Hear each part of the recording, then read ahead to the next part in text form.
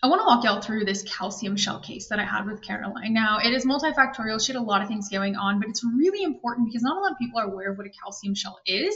And I want to show you why it was so helpful in helping her recover her symptoms. Now, she is so intelligent. Caroline's a registered dietitian. She's an athlete, a competitive bodybuilder. And she came to me with Hashimoto's hypothyroidism, chronic fatigue. She had lost her cycle for 2 years. She was having trouble sleeping and had some indigestion. But here's what's really important. Okay, when she came to me, it was back in 2023. But when I asked her about her health history, we wanted to get real far back. Okay, what had gone on? And so I asked her about the years prior. And if we look here, it went on for quite some time. So she actually started birth control back in 2013. She stopped it in 2021. In between that time, when she was in high school, she had a case of EBV, which was really important to address. Epstein-Barr virus can actually tank the immune system. And so almost 10 years ago, we had this really big immune response that wasn't going to set her up for success if it wasn't addressed very well.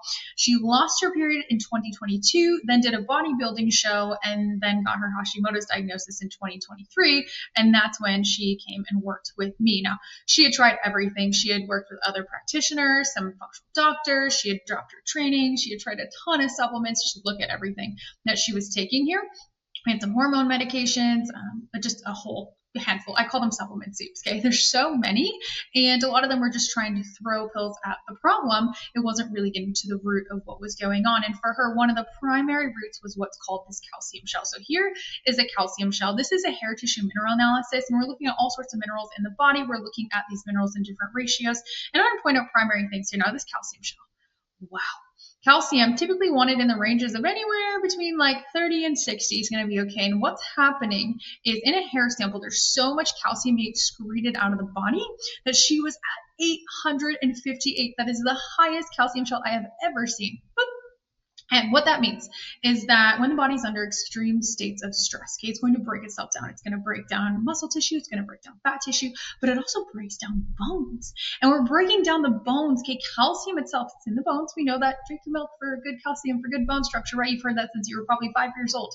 Right, what happens when the bones are breaking down is calcium is such a sharp mineral, it'll actually form a little cushion, a little blanket around her cells as a stress response. And what that does is it does protect the cells, but what happens is toxins can't come out of them and nutrients can't come in. And so all those good supplements that she was spending tons of money on wasn't going to be helpful for her. We see her excreting tons of calcium, tons of magnesium, right? Her magnesium is at 116 when it should be in the single digits.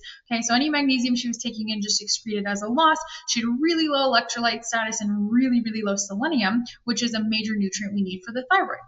Another test that we did is we ran this mycotoxin panel, which tests for certain molds. Remember, she was exposed to mold as a child, okay? This was a long time ago, but we had to ask about this in her health history to really get a full picture as to why at the ripe age of 25, she was experiencing all of these symptoms. So what did we do? These were the key problems that we were dealing with: her calcium shell, her low electrolyte status, downregulated adrenals, which we saw in a Dutch test, and then these mycotoxins. And so with the calcium shell, we can use supplementation to bring that down, but we have to talk about why the body is breaking itself down to the level of the bones, and that comes from nervous system training, trauma processing. She's been phenomenal at that.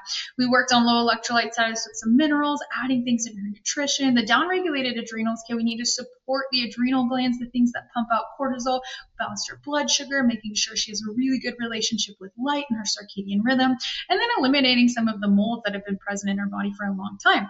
And so in just 4 months, okay, she had tons of energy, so much energy she didn't know what to do with it. We were able to incorporate sensitive foods back in. She could have, gluten and dairy here and there without having issues, and her menstrual cycle was restored. Okay, within the first 4 months, after 2 years of not having it, she got her menstrual cycle back and put her Hashimoto's in remission. No more antibodies, which is really big progress in just 4 months. In the next 4 months of us working together, she is feeling phenomenal. Her hair loss slowed. She's got really good skin. She's productive, tons of energy, and lots of focus. Now, this is one of the retests that she had. We just actually got another one back. When we retested this 4 months later, her calcium shell went from an 858 to a 256. That's a 70% drop. And I just got another test from her back this past weekend, and we got another 50% drop, meaning that she was in the hundreds level, and it was no longer considered a calcium shell, which is so big. That means that her body's actually able to take in nutrients and eliminate toxins. Same thing with her magnesium. It dropped from 116 to a 30. That's a 75% improvement. And again, on her most recent retest, it dropped again in half, more close to normal levels. Her selenium was up to 78%, and now it's actually at normal levels. In her final test here that we just had over the weekend, her thyroid's been improved, and this autonomic response in one of these ratios is improved, meaning that she is no longer in this crazy stressed out level. So I just want to let you know that it's totally possible to reverse these major autoimmune diagnoses, these major symptoms in a short time